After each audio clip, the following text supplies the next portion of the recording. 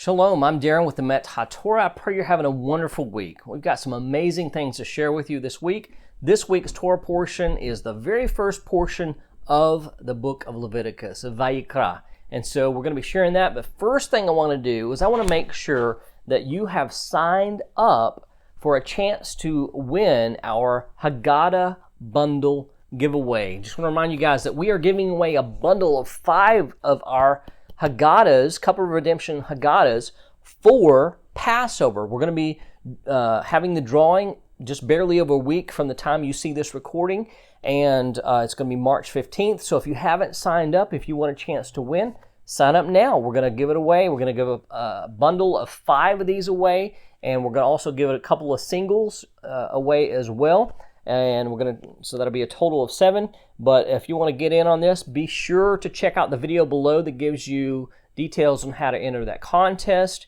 and what information that we need from you to be able to enter you into this contest. And we're going to do this drawing and give this away very soon. So be sure to do that first. Secondly, this week's Torah portion, as I've already mentioned, we are starting another book of Torah, which is always exciting. Leviticus is an interesting book. Most people don't like Leviticus because we're just taught most of the time within the church that Leviticus is a boring book. It's legalistic. It's full of blood and guts and gross things and stuff like that. But really exciting thing happened this past week when we finished up the Torah portion. We talked about going into this new week of the Torah portion. And one of my sons, who is 19 years old, he said, he got this big smile on his face. He goes, Leviticus. He goes, that's my favorite book. I was like, serious? And he said, yeah. I said, what do you like about it? He said, I love all the details. So this is great. So Leviticus it is, and we are going into the book of Leviticus.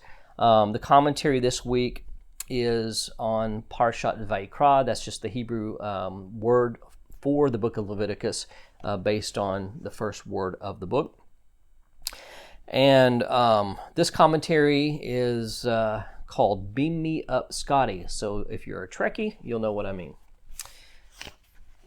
Parshat Vayikra is the first reading in the book of Leviticus. It's a natural continuation of what we've concluded in the book of Shemot, Exodus. The Mishkan, or the tabernacle, has just been completed and is now, quote, open for business.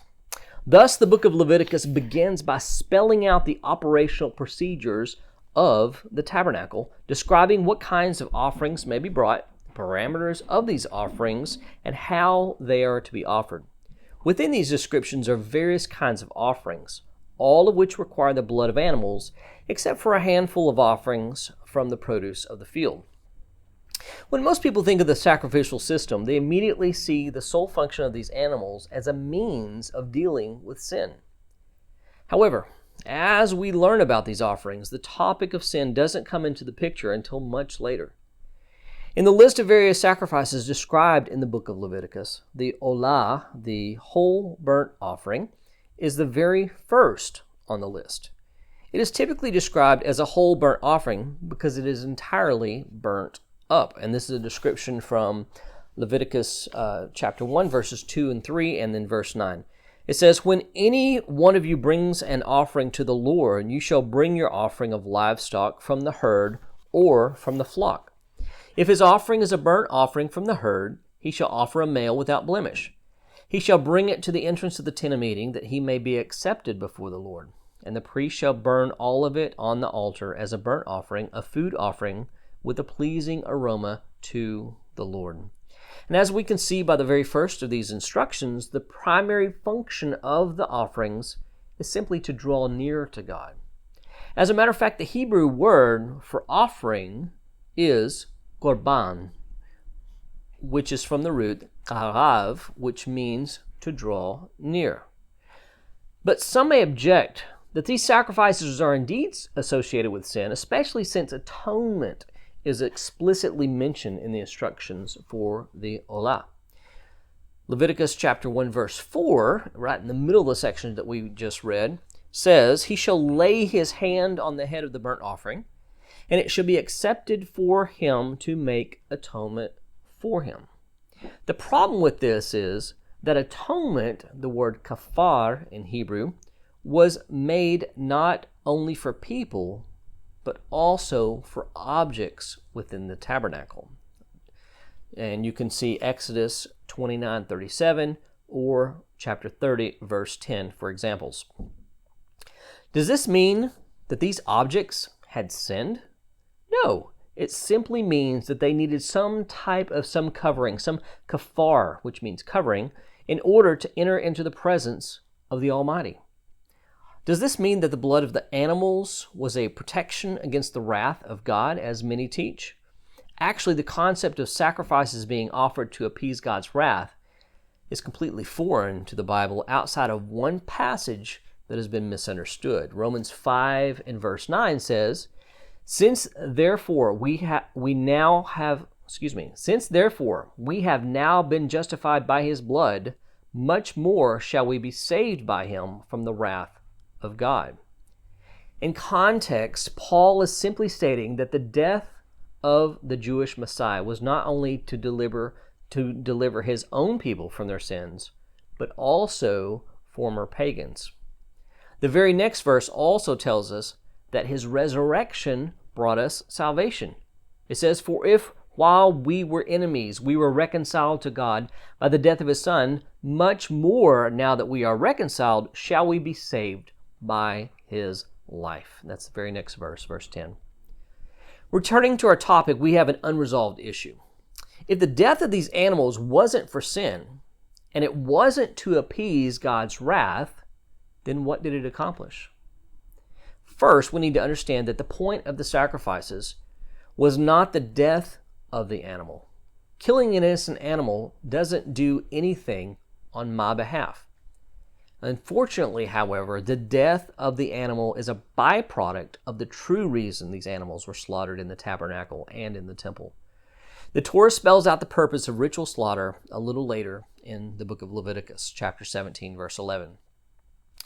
It says, For the life of the flesh is in the blood, and I have given it for you on the altar to make atonement for your souls, for it is the blood that makes atonement by the life. So the entire reason animals had to be slaughtered wasn't for death, but for life. Before the animal was slain, the petitioner had to place his hands on its head and invest it with his identity. Once the animal was slaughtered, the blood, the life of the animal, was splashed against the sides of the altar.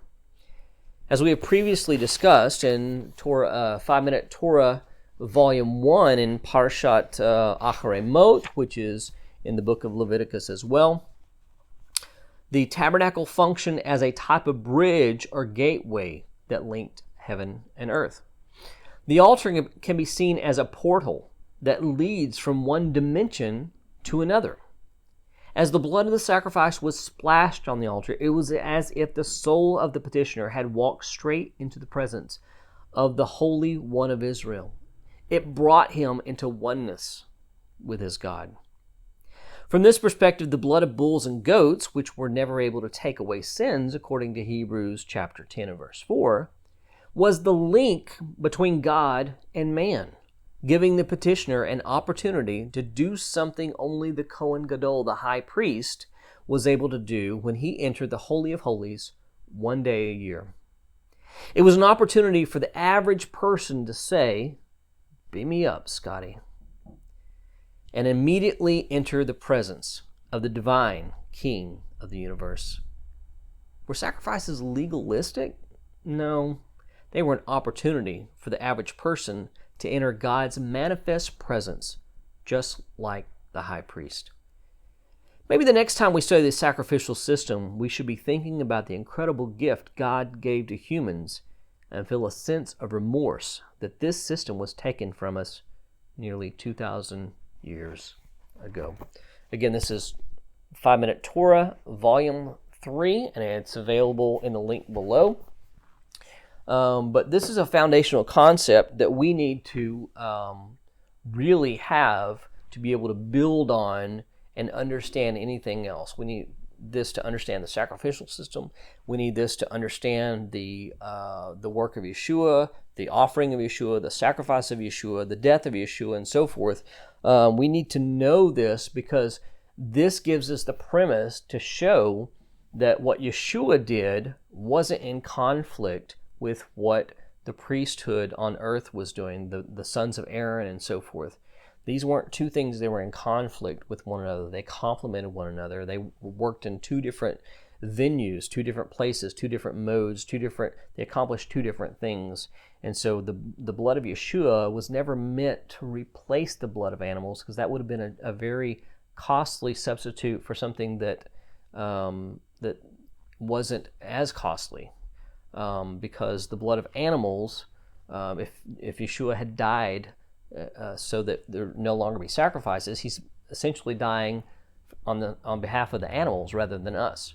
And so this is a basic concept that we need to understand, that's going to really just open our eyes in a big way when we start studying the sacrificial system and the work of Yeshua. Okay, so I hope you guys enjoyed that. Hope you get a lot out of it.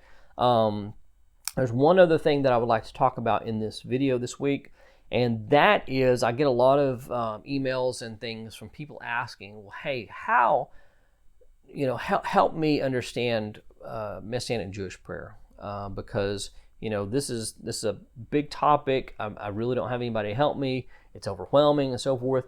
And so a lot of people, what they do is they grab one of these Siddurim, these prayer books, and they pick it up, they open it, they're like, oh my goodness, I am overwhelmed, okay?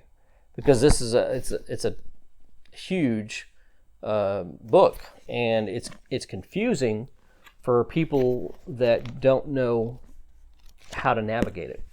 And so what I want to do is help you to be able to understand Messianic Jewish prayer. I want you to understand how to navigate a prayer book, how to communicate with the Father in a different way that you may have. So back in 2015, Joseph Good and I conducted a 3-day conference, and we covered the topic of Messianic Jewish prayer from, hit it at every angle.